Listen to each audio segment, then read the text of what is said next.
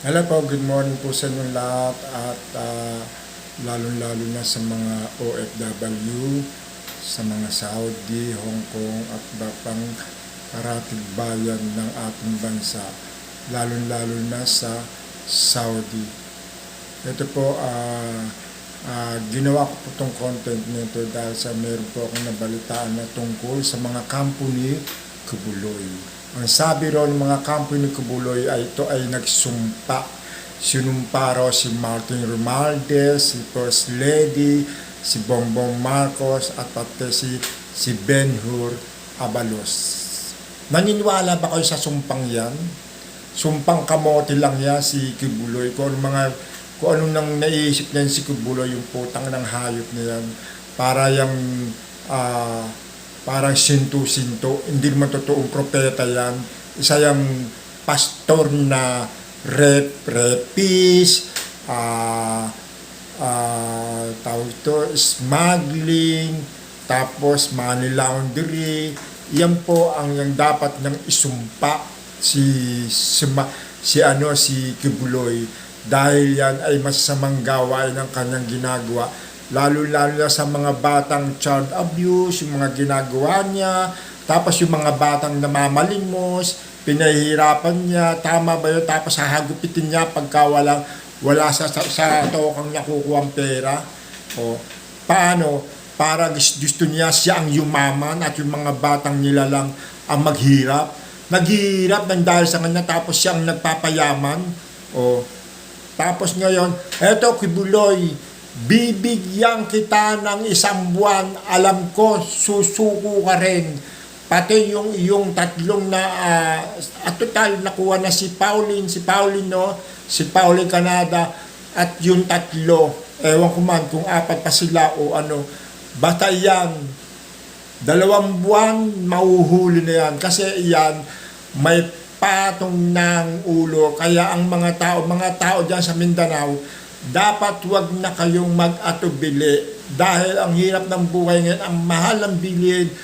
Turo nyo na silang lahat.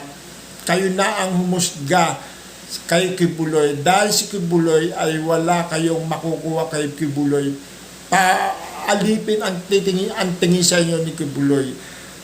Turuan nyo siya ng leksyon. Ganun lang ho yan. Kasi si Kibuloy ay may patong ng pera sa kanyang ulo, 10 million. Ayaw nyo pa niyan, 10 million, mapupulot nyo ba sa kalsada? Di ba hindi na? Wala na ho kayo mapupulot na kahit 5 sa kalsada. At wala na kayo mapupulot na kahit 500. Nako, asikasuhin nyo na yan. Hanapin nyo si Kibuloy, lalo na yung mga kapulisan natin. Dapat maghanap na kayo kung nasaan na si Kibuloy. Dahil sa hirap ng buhay ngayon, binibigyan na kayo ng chance na para kayo yumaman, lalo na si Jay, yung nangrepis sa 13 years old, anak niya nirepan niya, ayaw nabuntis. I'm sure kasama niya si Banat Bay at saka yan. Jay, may pambahay ka na sa kaso mo at meron ka pang sasakayan. May anak ka na, buntis na. Ano pa ang hinahanap mo, di ba? Pera na dyan na, nakatutok na sa iyong ang pera. Isusuplong mo na lang sa mga pulis, di ba? Lalo na si Banat Bay, I'm sure kasama na yan. Kung ako kay Banat Bay, isuplong niya na sa pulis. 10 million plus 3 million o 4 million? O ilan ba kasama pa ba ni Kibuloy mga akusado na akusado ni Kibuloy? Gusto, malaking pera na yan. Magbabago na ang buhay ninyo. O sa 13 million, ayaw nyo pa, hindi nyo na makikita yan. O, hindi nyo na mahagilap yan. Huwag na kayo magpakatanga. Di ba? O, huwag na kayo magpakasira. Huwag na kayo sumama kay Kibuloy. Umalis na kayo dyan at isumbong nyo na si Kibuloy kung nasaan si Kibuloy. Dapat po ang mga taong pugate ay ikinukulong na. Ano sabi ni Marcos? Tinawag ng tinawag ni Marcos, si Ferdinand Marcos, si Bongbong Marcos, si Kibuloy na wanted o may patong na ang ulo mo ng 10 million. O, ngayon pigilin mo, Kibuloy, na I am anak ng demonyo, di ba? Hindi ka anak ng Diyos, anak ka ng demonyo. Dahil kayo puro kawalang hiya ng ginagawa mo, pagkatapos yung paninira mo sa mga angka ng mga Marcos ay kung ano na pinagsasabi mo, ako maghahari. Ibabagsak mo si Marcos dahil yan ay nagdudurog lang sa Malacanang, nagsasabu. Tama ba yon? Sabihin mong ganon?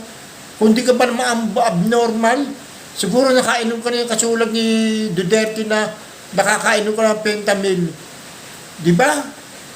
O, tama naman ako, di ba? Wala na kayong maidudulot dyan kay Kibuloy dahil yan, sa ngayon, wanted ho yan, pugate. Wala na yung magagawang mabuti sa inyo, kundi isuplong nyo na yan, tuturuan pa kayo ng masama. Dahil yan ay pugate na po. O, yan po ang content ko sa inyo. Sana po ay maintindihan nyo na, isuplong nyo na si Jay at si Banat ba, yung mga vloggers ni Kibuloy. Pagkakataon nyo na yan, na kayo ay magbagong buhay. Yung mga mabibili nyo ang gusto niyo. Andiyan na sa inyo, nandiyan na sa inyo ang pera, nakapatong na sa ulo ni Kibuloy. Hindi nyo pa masungkit-sungkit. Huwag na kayo magpakatanga. O, di ba? Dahil yung Kibuloy na yan, yung putang inang yan, wala nang idudulot sa Pilipinas. Maninira pa ng ng kapwa natin. Tulungan nyo na lang ang ating gobyerno para tayo ay magkaisa. Hindi yung ganitong siraan. Lalo sa mga vlogger ni Kibuloy, magbago na kayo. Huwag na yung puro paninira ang inyong gagawin. Andito na, tama na po ang mga paramdam ninyo kay Kibuloy. Makisama na kayo sa ating gobyerno. Dahil ang ating gobyerno ay totoo. Dahil ang ating mga pro-China ay nag-iiyakan na. Katulad nila Duterte. Yung mga Duterte, lalo si Sara, walang pakinabang dyan kay Sara. Dahil si Sara ay manggagamit. Hindi yan totoo.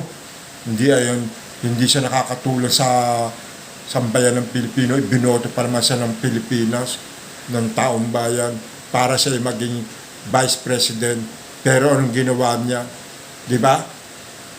Ginamit lang niya ang mga Marcos para siya manalo. Tapos sasabihin niya, siya ang nagagamit. Hindi. Siya ang manggagamit. Kakain-kain ka pa ng mangga, tapos manggagamit ka lang pala. Manggagamit. Anyway, hanggang dito na lang po ang aking content. Maraming salamat po. Paki-shoutout po, paki-subscribe and like and share. Salamat po. Bye-bye.